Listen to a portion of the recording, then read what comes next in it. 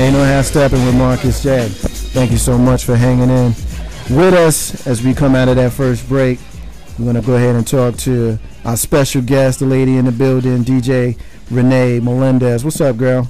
Everything's good, Marcus. What's going on? Chilling, man. We appreciate you jumping in on us and whatnot. We appreciate it. You called us up by phone a couple of weeks ago. So from that conversation, we said, girl, we need to get you on. And we talked about having you do a phone spot. And lo and behold, it worked out for you to be in the building. So we're definitely glad to have you. So why don't you tell us a little bit about DJ Renee Melendez? What is the DJ part? We know what it means, but tell us a little bit about what you're doing. I am a female DJ. I've been playing for about 26 years now as a hobby and decided to go professionally. So I'm playing locally in bars and lounges and doing, private events for various people throughout New Jersey. And, making some extra side cash. And, I'm more so passionate about the music, though. I'm guessing being a female DJ, that gives you kind of a blessing and a curse. Oh, most definitely. So tell us about the blessing first. Well, the blessing is I get to do something I love, which, again, I'm all about the music. I've been a music lover, an avid music lover since I was old enough to walk and actually talk. So giving the music and sharing different types of music with the crowd is one thing I love to do. The curse, people come at you. You always have your list of haters that, don't want to see you prosper, don't want to see you do well, and try to bring you down as usual, as with any good thing. Tell us about what you're doing. You got a website that you're working on, that you're doing some of your music on? I have a Mixcloud site, which if you go to www.mixcloud.com and type in Renee Melendez, my site should come up, and there's quite a few mixes on there as well. I have a Facebook page, which is DJ Renee Melendez at Facebook, where people can follow my schedule. They can see what different venues I'm playing at through the course of the month. I also post mixes on there. They can post comments. I try to get, keep it fresh, keep a new flavor, and give people something that's different. That's not, the standard in what we're listening to today. We're going to go ahead and start talking a little bit about our sports roundup. I got a sneaky suspicion that you got an opinion on some of these things. What do you think? Oh, yeah, most definitely. You think you can get it in? Oh, I can get it in. All right, well, tell me a little bit about the Lolo Jones. What you know about her? Well, I was watching the Olympics earlier, and I saw this, this girl, Lolo Jones, and, I Googled her because I had never heard of her before. But this sister's from Louisiana, and, her story is really deep. Her family at one point was, homeless and was living out of a basement of a church, and she actually lived with, like a surrogate family, because her parents couldn't afford the track coaches. Wow. They wanted her to be in a good district where she would have track coaches that, would push her and help her follow her dream. Right. And because they couldn't afford to live in those areas, they put her with a surrogate family to help her achieve that goal. Right. This sister is bad. She won the gold today. I believe she won the gold today, and I was watching her jump over hurdles, and I swear it was like watching an angel fly over, trees. Big Rule, what you know about Lolo Jones?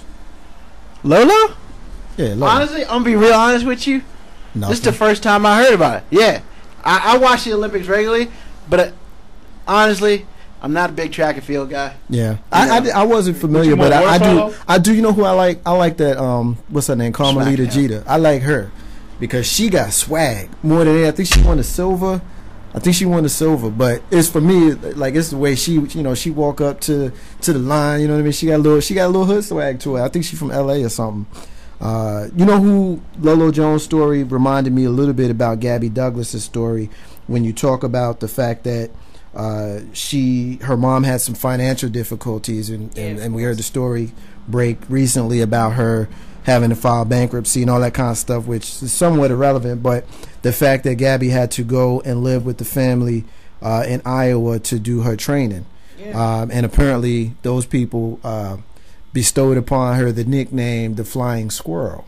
And there was some there was a bit of an uproar by some people who had issues with them calling her a flying squirrel. So, Big Rube, judging by the look on your face, you feeling some kind of way about that. So, why don't you give me your opinion, not so much on the other Gabby stuff, because we're going to come back to that, but just specifically on the flying squirrel moniker that she's picked up. Any opinion, one way or the other, on it?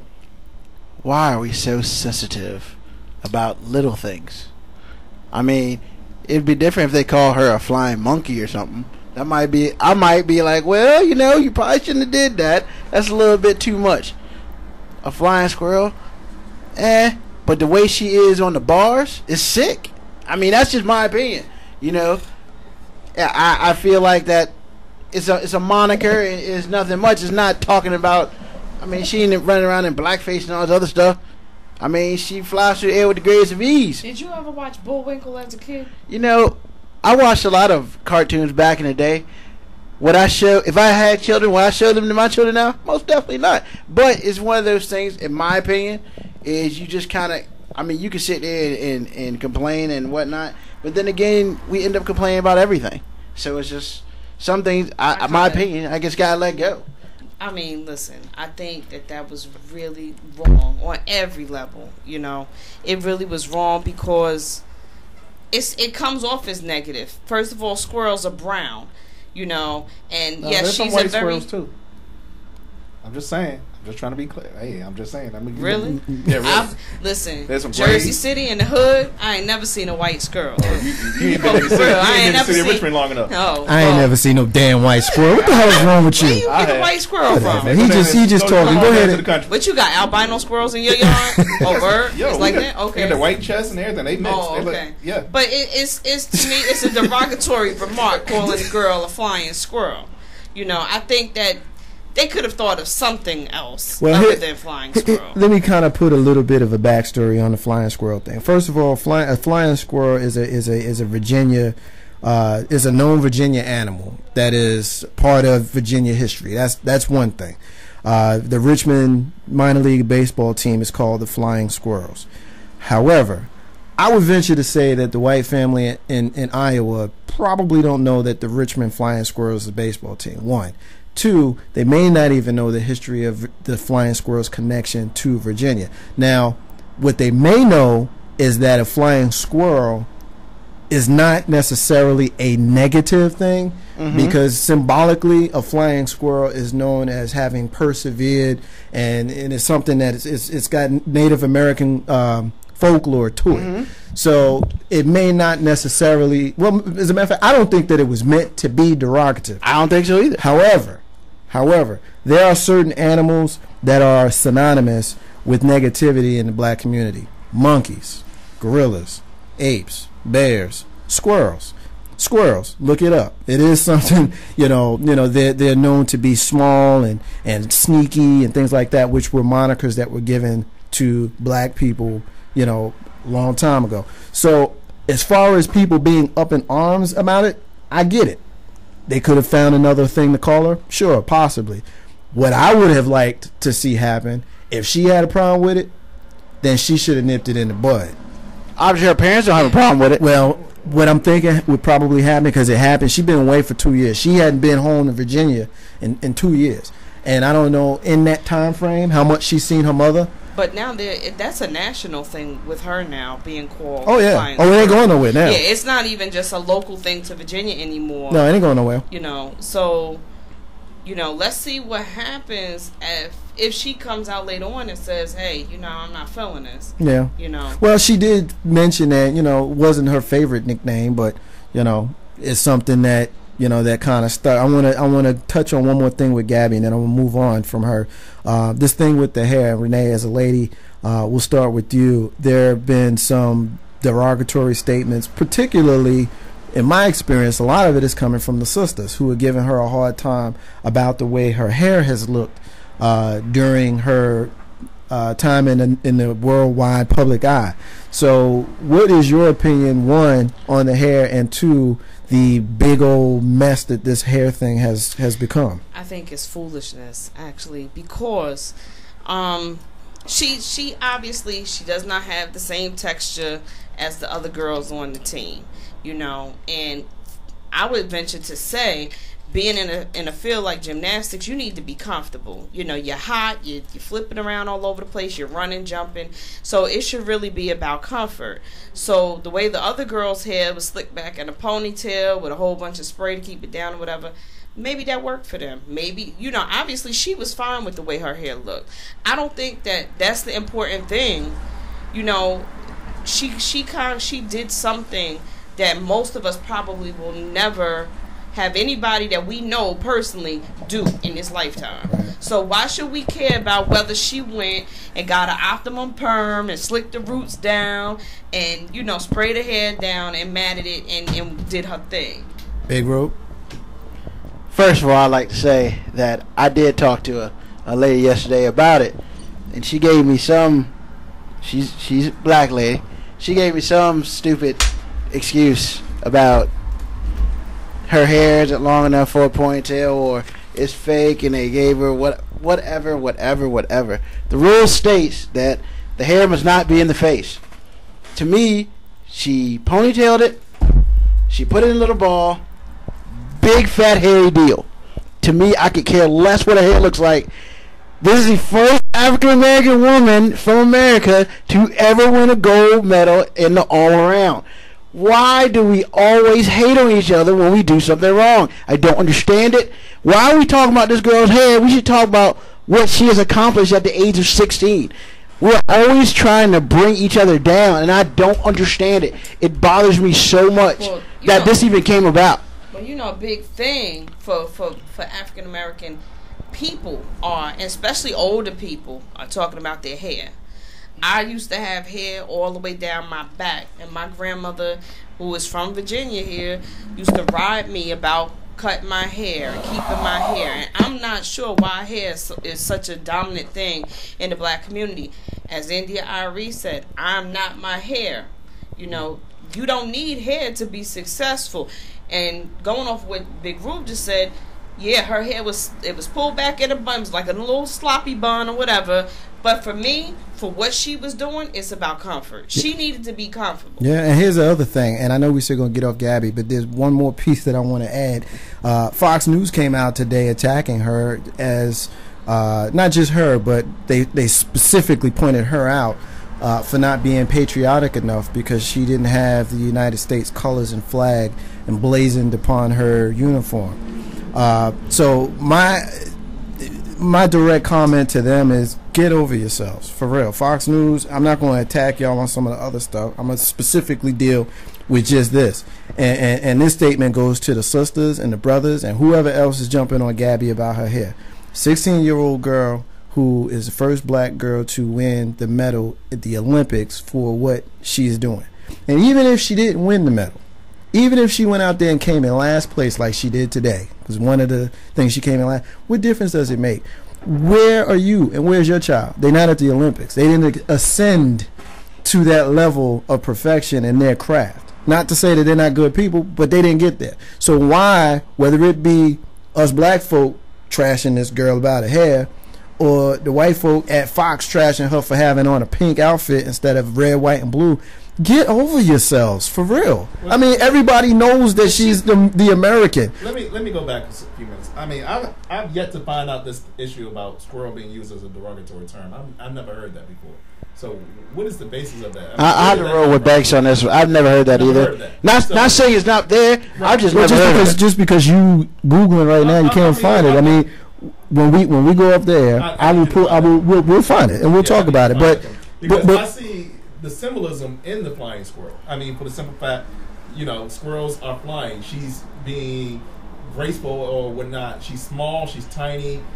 I mean, all right. Well, let me ask you this. Let's assume, because I know the history on the derogatoriness with the squirrel, and that's fine. We can debate that. But let me ask you this. There's 5 girls on that team.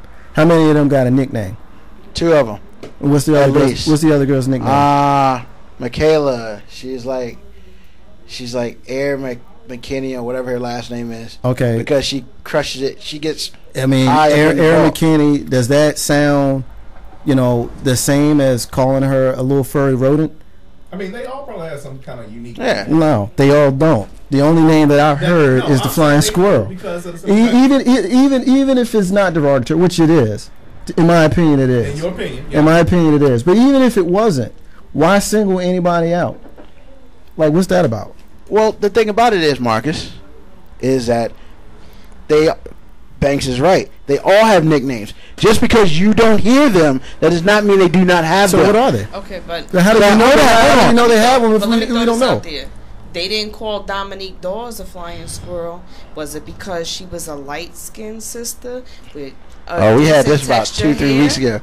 Yeah, it's last week. You know, I mean, really, let's take it there. Gabby Douglas is, you know, a brown-skinned sister.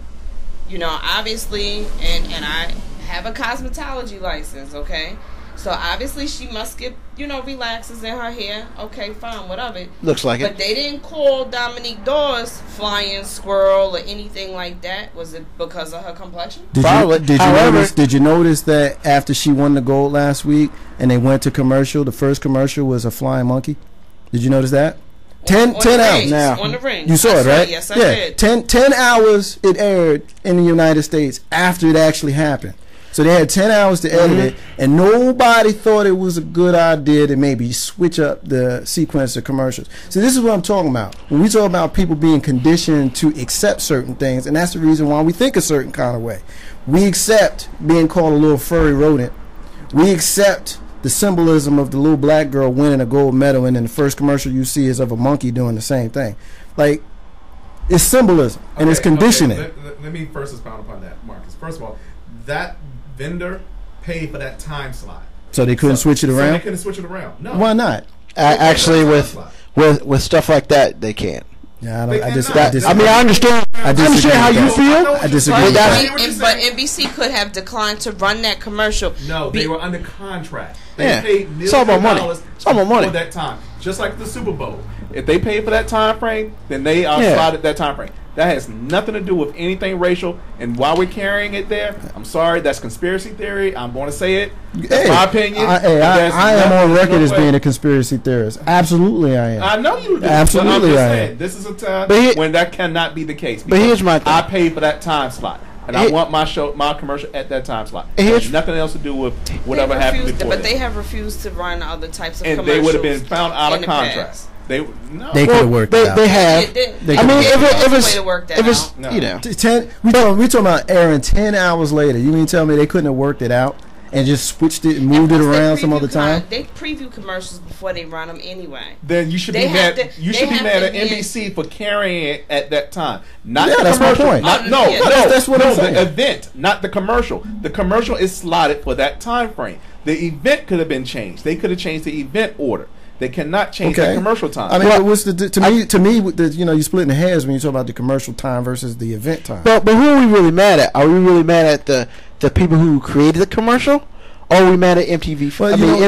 NBC for showing it. For me, it's about symbolism. It's about showing things and having it go completely over our heads when it's something that we need to be paying attention to, and acting like every little thing is just every little thing, instead of pointing out opportunities to say, you know what, that might not be cool. But if it ran 10 hours after the fact, they did, and I agree with Marcus, they had a chance to pull it, and here's the reason why. When you look at that, you're the sponsor, you're the sole channel running all these Olympic events on cable. You know what I'm saying? It's not like Fox has some events that they were showing, or ABC had events. So if they ran it like 5 hours later after that, it would have been cool. No, I'm saying they had an opportunity once they saw what that was to pull it and renegotiate and say we can't run this. You know, if that was the first day that was run, they could have renegotiated that particular time slot. Said no, we can't run it. We'll give you another one. We'll work out something else and put you somewhere else in schedule, but we're not gonna run it after that. But my question is, are we mad that NBC ran it after that? Are we mad at the actual thing? I would say the commercial. I don't have an issue with the commercial. No, whoever. Then why don't you have an issue with the commercial? I don't have an issue with the commercial because it's a commercial. For me, it's about the sequence and when it came on. That's for me. That's where my issue is. But you can't have it both ways. Well, I'm not trying to have it both ways. What do you mean trying to? You can't be mad at the sequence but not mad at the commercial. You know what I'm saying? Because you're saying the commercial is creating a racist visual. Right. But if they show that commercial after freaking, something else, you still would not be mad at the commercial. No. That doesn't make any sense. No, because you're mad at the commercial because of the time that is played. Because of when it's played, and because of the history between derogatory statements with black people and monkeys.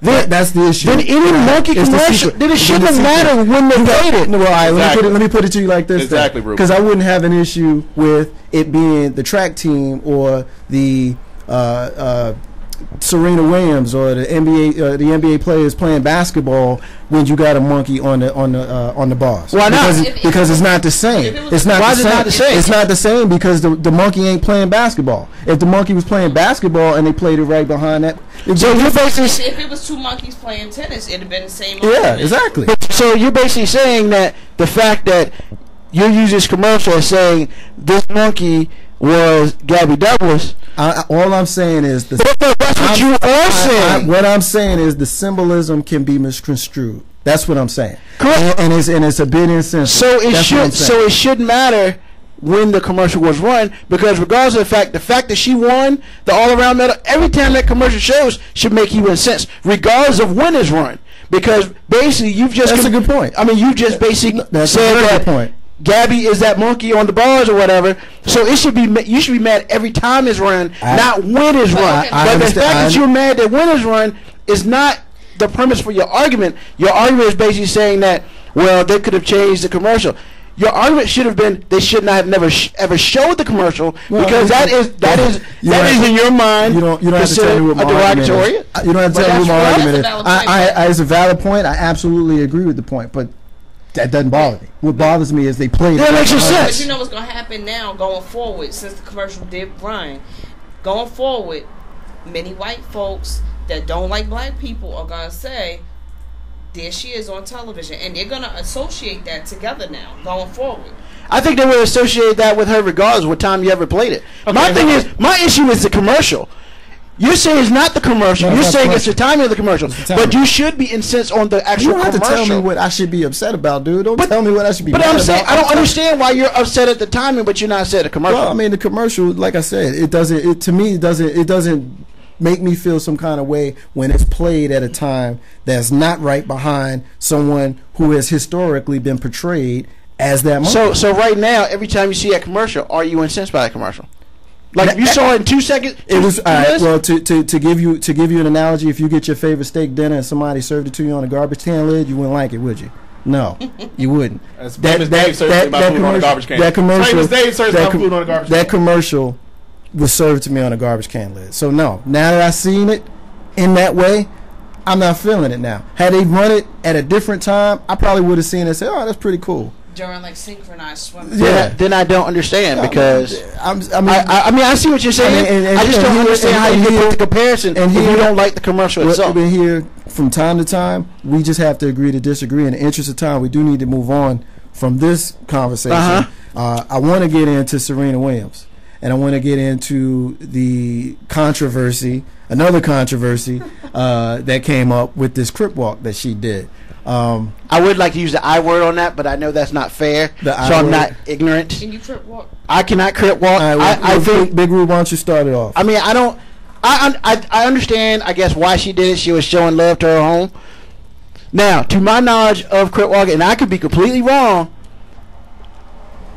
I guess to me that's looked as not as a positive thing. Now, I could be completely wrong, because you have two separate groups and yada yada yada. Now, and my thought process is she did that to say, because she is from Compton, so she's like, hey, I'm saluting my home, so I did crip walk on a national stage, whatever. Now, theoretically, I could look at that as like, probably wasn't a smart thing to do, but I understand why she did it, so I'm not that incensed about it. I thought it was kind of interesting. What would have been worse, her doing the crip walk or her standing up there throwing up the crip sign? Well, I don't. Once again, a dance is. I thought it was kind of innocent, and like you saying, she was paying homage to her home. But other people probably thought, not so much. Touche. It was one of those situations, but normally I have my own opinion. Like soon as I see something, initially, it was shock. Initially, when I first saw it, I just thought it was whack as hell. I was like, why is she crip walking? She's whack. Now, I'm also on record as not being a big fan of Serena Williams. I'm just not a fan of hers at all. I am so I'm just not a fan of hers. And then when I first saw it, I was like, she's kind of whack for doing that. But then the more I heard commentary about it, the more I began to defend her, which is rare for me to defend Serena Williams. And here's why. I know about how sometimes they don't give her a whole lot of fair treatment at Wimbledon. You know what I mean? Times like the Queen coming and they put her on another court. You know, I mean, she's like the top tennis player in the world. And she don't get to play in front of the Queen. It's kind of whack to me. You know what I mean? So that might have been her way of kind of throwing up the middle finger to the people at Wimbledon, because it was played. It's the Olympics, but it was still played at the All England Club. Oh, yeah. At Wimbledon. Do I think it was in her mind innocent? I think it was more innocent than it was made out to be. I don't think that it was in her mind this big conspiracy to shout out the Crips in South Central Los Angeles to show her affiliation with them. And I don't think there's an affiliation at all. Yeah, exactly. I don't think she was doing that. Just shouting out her home. Period. Yeah, you know. I mean, you see, lost her composure. There you go. Yeah. But I totally agree because you might, yeah. Let me get this in writing. I guess you might see somebody on the East Coast crip walking just because they seen it in the video or something. First of all, if you see somebody on the East Coast crip walking in the wrong area, that's gonna be bad for them. Well, yeah. And second of all, I think the reason why I was more shocked is because you've never seen anything like that from Serena. She really, other than the tears when she won stuff, that was a very, very personal moment for her. And people didn't know how to take it because that's not something you see, because usually Serena and Venus are. Well, Serena yells sometimes. Yeah, don't fix that. Yeah, I mean, fix that. But honestly, when they're accepting their championships and whatnot, they're waving and they're nice and whatnot. However, this moment she accepted and she decided to let everybody know. Now, it also could have been shouting out at home and shouting out United States. I get that because I think in Wimbledon, that's a leap. Yeah, shout out United States. Well, the thing about it is, crip walk. In Wimbledon, they would have never allowed her to do that.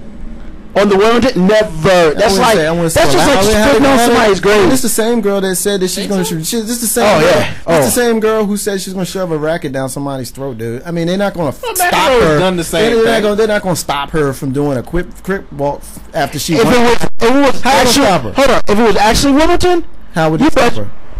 Come on, man. How would they stop? They wouldn't have given her time. They'd have gave 15 seconds to wave and run out. And the Olympics is a little bit more time to do a little bit more. Were you watching? Did I watch it? Were you watching it at the time? No. It was an organic moment. It wasn't something where the cameraman was interviewing her or anything. It was a moment. Let me finish. It was a moment right after she won, where they was panning the crowd, and then the camera got panned onto her and picked her up. The camera wasn't put on her specifically to watch her do it. The camera was panning and picked her up doing it. So when you say they wouldn't allow her to do it, how you gonna stop? Well, because it's just like Wimbledon and the U.S. Open. It's more than just the name. It's respect. And I don't know if she's ever done that. But by the fact, not to my knowledge. Yeah, but the fact that she's never done that in an event like that means she respects what that thing. Absolutely. That's why in the Olympics, she's allowed to be a little bit more herself. A little more leeway. Yeah, I agree with that. So I mean, she's probably like, wow, 4 years ago she didn't win it. This first time I won a Olympic medal. Man, I got a chance to do something. I can do it with women, not get in trouble for it, and not look down. Yeah. Plus, she also made history as being one of the few people who won like so many major events in a year as well. So that was her. Yeah, but this was more about the Olympics and her freedom to do what she wants than her winning a whole bunch of stuff and yada yada yada. With it. I thought it was just out of character. I mean, when I thought about it, I understood why she allowed herself to do that. Yeah. I mean, like I said, at the moment when it was happening, when I was seeing it live, and I started, the first thing I thought about was, man, that's whack. That's just corny. You know what I mean? And then when I started seeing how people was responding to it, whether it be on Facebook, and then when it got picked up by the actual news wire, mostly people who have no idea what the hell a crip walk is. Which is funny. Real quick, let's move on for the Olympics, and I just want to kind of throw two things out and finish up the sports roundup because we want to move on. Big Rube, Jonathan Vilma. What do you know about what's going on? First of all, I think that whole thing is stupid. I think that if the NFL has legitimate proof, which obviously they do because they suspended 2 coaches and they suspended him for a year, they need to hold their ground. But the fact that somebody's like, well, you need to set up, just because he files a defamation lawsuit against you does not mean you need to go ahead and, well, we don't want to do that, bro. Man, screw Jonathan Vilma. And he's a U man, and I'm a big Miami fan. But if he did it, you serve your time, you be done. If you didn't do it, then you need to prove you didn't do it. I mean, you're innocent until proven guilty, but obviously the league has something on you saying you're guilty. And Sean Payton has already said, yeah, I did this. What makes you think Sean Payton didn't say, yeah, Vilma was there? So, I mean, if my opinion is, if you get off, the first thing you need to do is be traded. You need to ask to be traded. Biggest thing is that, this can hurt Vilma's career and any type of awards he may win. Man, it's already hurt Vilma's career. Yeah, it's already hurt him to an extent, but he's trying to make amends for that. He's not the main guy behind it. They say he financed it. Okay, well, who came up with the idea? That's who you really go after. Doesn't matter. That's who they went after anyway. It doesn't matter. If you finance it, you're part of it. Okay, so the whole team, the whole defense needs to be fine.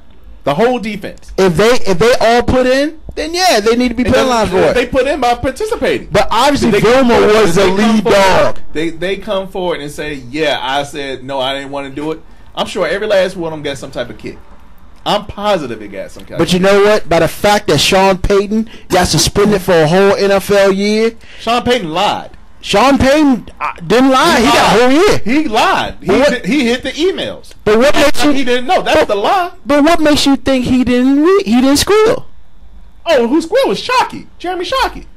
That's who squealed. I mean, yeah, but he was in a different place that time. But what makes you think?